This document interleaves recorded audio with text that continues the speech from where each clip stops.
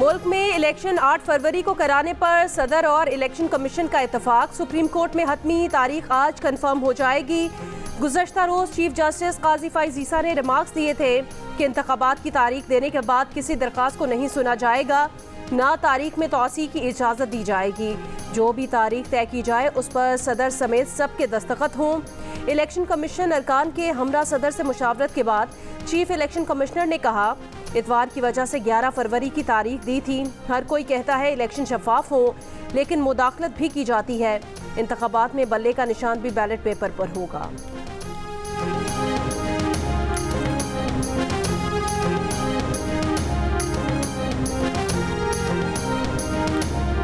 हम ये उम्मीद करते हैं कि इलेक्शन कमीशन हमें बहुत जल्द इस पे शेड्यूल भी देगा। जो ट्रीटमेंट में नवाज शरीफ के साथ सिविलियन इदारे कर रहे हैं, इसमें भी हमें जो है खदशात है। अगर सिलेक्शन हुई तो फिर उसके जिम्मेवार जो है वो जो सिलेक्शन करने वाले हैं, जो सिलेक्ट होकर आए वही होंगे। पीपल्स पार्टी ने खुसूसन इस नॉन इशू को जानबूझ के इशू बनाया है क्योंकि वो परफॉर्मेंस पे वो कम्पीट नहीं कर सकते नून लीग से। नून लीग परफॉर्मेंस की बेस पे इलेक्शन लड़ती है, तो खुसूसन पंजाब से वो क्लीन स्वीप करती है और हम क्लीन स्वीप करने अल्हम्दुलिल्लाह जा रहे हैं। इलेक्शन हर सूरत लड़ना है और हर एक हल्के से लड़ना है, इसके बारे में तो पार्टी बिल्कुल वाज़ेह है।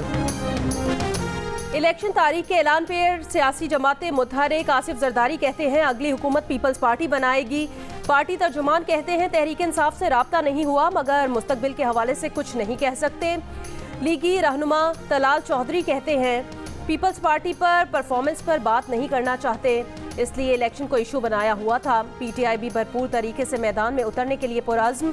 रहनुमा हामिद खान ने कहा कि चेयरमैन पीटीआई इस बात पर वाज़े हैं कि हर सूरत में और हर हल्के से इलेक्शन लड़ना है। किसी बातचीत से पहले कारकुनान की रिहाई का मुतालबा। एमकेएम राब्ता पाकिस्तान का अवामी राब्ता मुहिम तेज़ करने का फैसला। कल बंस रोड पर कॉर्नर मीटिंग मुनक्किद की जाएगी।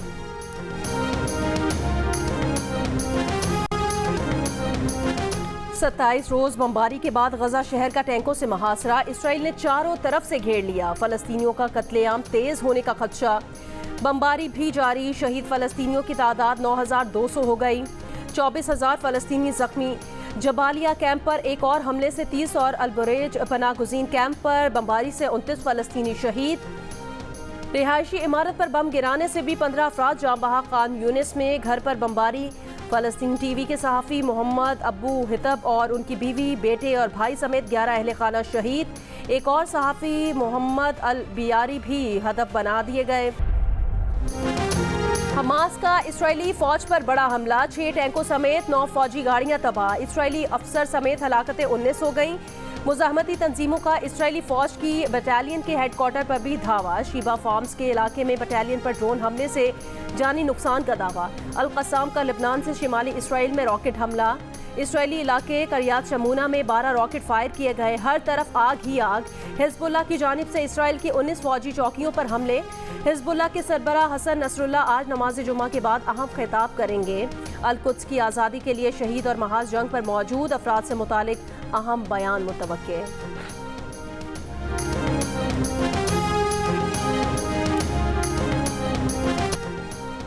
इसराइल को अपने दिफा का कोई हक नहीं, वो काबिज है। रूस का 2 टोक ऐलान वाजे किया कि अक़वाम मुत्तहिदा को ये हक हासिल नहीं कि वो इसराइल को गजा में ज़मीनी कार्रवाई का मैंडेट दे। बहरान खत्ते में फैलने से रोकने और सिफारती हल के मुतालिबे पर जोर। शर्म आनी चाहिए जो बाइडन और अमरीकी सियासी इस्टेब्लिशमेंट को, जो गजा में तबाही पर तमाशाई बनी हुई है। बरतानिया की हिज़्ब इख्तिलाफ लेबर पार्टी के साबिक सरबराह जेरेमी कॉर्बिन का कतरी टीवी को इंटरव्यू। कहा, हम गाजा में इंसानी अलमिया होता देख रहे हैं। लंदन के लेबर मेयर सादिक खान ने कहा कि गजा में जो हो रहा है वो इसराइली हुकूमत के इक़दामात का नतीजा है। स्कॉटिश फर्स्ट मिनिस्टर की जबालिया पनाह गुज़ीन कैंप पर इसराइली हमले की मजम्मत। फौरी जंगबंदी और बड़े पैमाने पर इमदादी कार्रवाइयों का मुतालबा।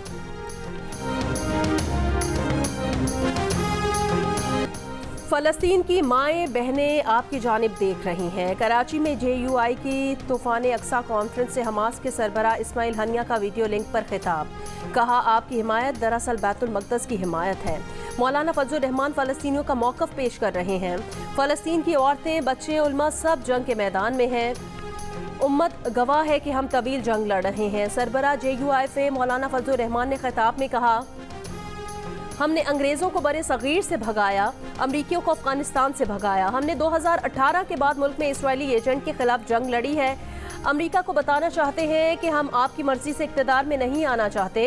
MKM पाकिस्तान के मुस्तफ़ा कमाल कहते हैं, हमास ने पूरी दुनिया को झंझोड़ा, ये फ़लस्तीनियों का नहीं हमारा इम्तिहान है। उन्हें तो अल्लाह की मदद मिल जाएगी, हमारा क्या होगा।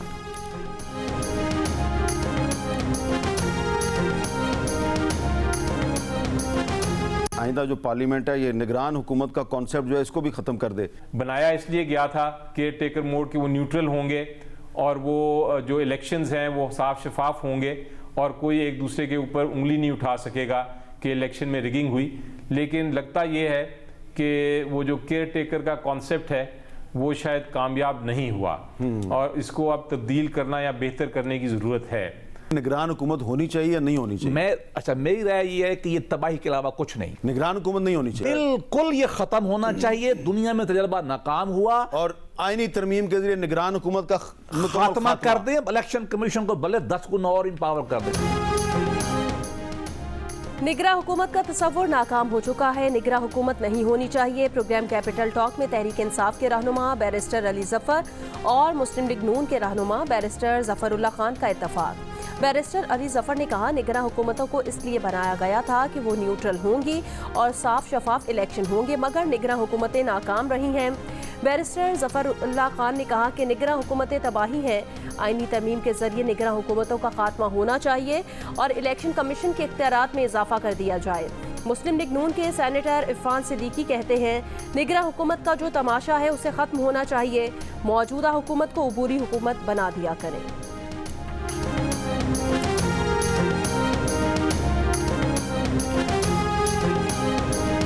मैं तो एक बुनियादी बात करता हूं सर, ये जो तमाशा है जिसको हम निगरान हुकूमतें कहते हैं ये खत्म हो जाना चाहिए। इसका कोई जवाब ही नहीं है सिरे से।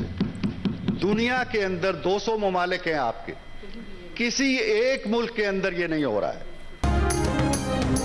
पाकिस्तान में गैर कानूनी तारिकीन के खिलाफ ऑपरेशन का तीसरा दिन, तोरखम के रास्ते अफगान बाशिंदों की वापसी तेज।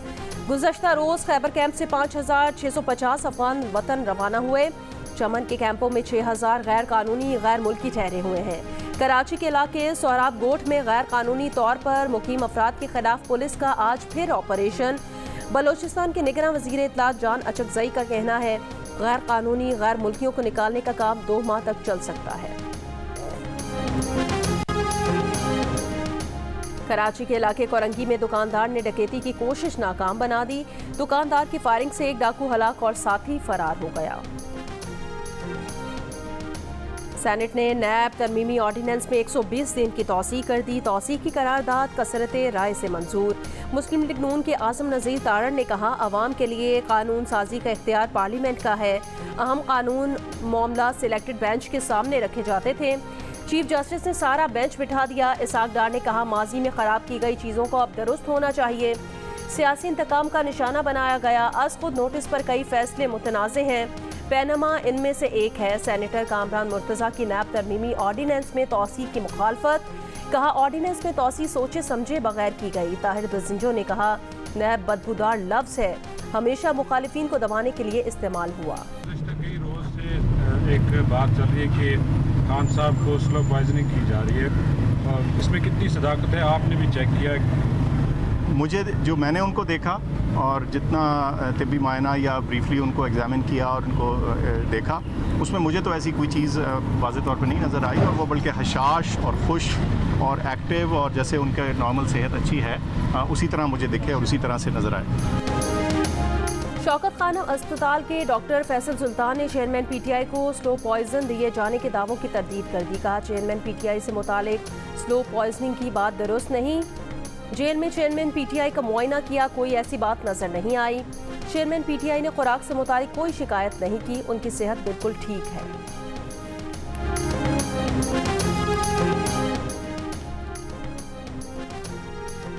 लाहौर समेत पंजाब के कई शहरों में स्मॉग का सिलसिला जारी। दुनिया के आलूदा तरीन शहरों में लाहौर का आज दूसरा नंबर। स्मॉग के बायस शहरियों को मुश्किलात। तिब्बी माहिरीन का शहरियों को मास्क लाजमी पहने और पानी का ज्यादा इस्तेमाल करने का मशवरा। रायगढ़ में आलमी तबलीगी इज्तिमा का आगाज़, पहला मरहला 5 नवंबर तक जारी रहेगा। तकरीबन 5 लाख अफराद शिरकत करेंगे।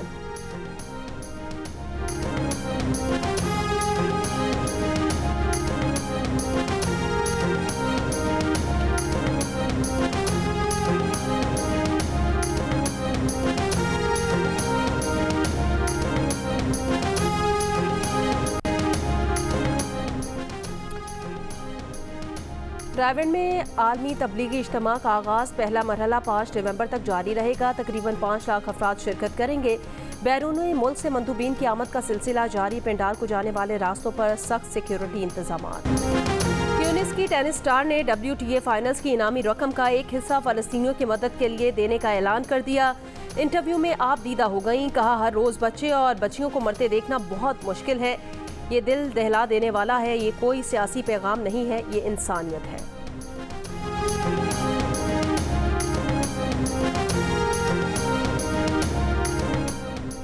क्रिकेट वर्ल्ड कप में न्यूजीलैंड के खिलाफ अहम मुकाबले के लिए कौमी टीम आज बेंगलुरु में ट्रेनिंग करेगी। मैच कल पाकिस्तानी वक्त के मुताबिक सुबह 10 बजे शुरू होगा। नायब कप्तान शादाब खान की इंजरी में मामूली बेहतरी। न्यूजीलैंड की टीम फिटनेस मसाइल का शिकार। कप्तान Kane Williamson, Matt Henry, Lockie Ferguson और जिमी नेशन मुकम्मल फिट नहीं। फास्ट बॉलर काइल जेमिसन आज टीम को ज्वाइन करेंगे। महकमा मौसमियात ने कल बेंगलुरु में बारिश की पेशगोई कर रखी है।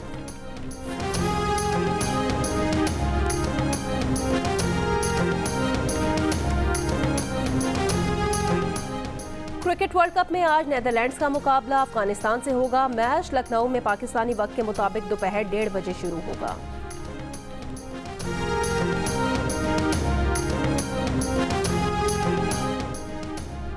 श्रीलंका को शर्मनाक शिकस्त देकर भारत सेमीफाइनल में पहुंचने वाली पहली टीम बन गई। बांग्लादेश के दोनों ओपनर 0 पर आउट। 3 रन्स पर 4 विकेटें। 14 रन्स पर आधी टीम पवेलियन लौटी और 55 रन्स पर काम तमाम। भारत ने श्रीलंका को 302 रन से हरा दिया। मोहम्मद शामी ने 5 और मोहम्मद सिराज ने 3 विकेटें हासिल की। भारत ने पहले खेलते हुए 8 विकेटों के नुकसान पर 357 रन बनाए थे। शुभमन गिल 92 रन बनाकर टॉप स्कोरर रहे। पॉइंट्स टेबल पर भारत 14 पॉइंट्स के साथ पहले नंबर पर आ गया। साउथ अफ्रीका दूसरे, ऑस्ट्रेलिया तीसरे, न्यूजीलैंड चौथे और पाकिस्तान 5वें नंबर पर है।